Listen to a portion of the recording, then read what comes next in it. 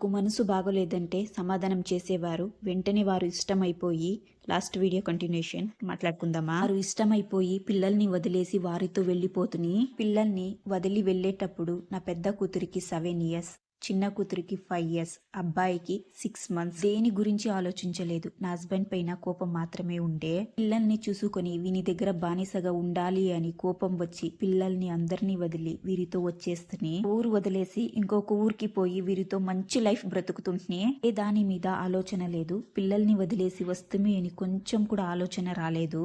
జాలీగా నెమ్మదిగా బ్రతుకుతుంటే ఎప్పుడైనా ఆలోచించేదాన్ని. అవి ఆలోచించినప్పుడంతా నా హస్బెండ్ పైన కోపం మాత్రమే వచ్చేది. ఆ మనిషి పిల్లల్ని వదిలేసి వచ్చింది తప్పేం లేదు అని అనుకునేదాన్ని.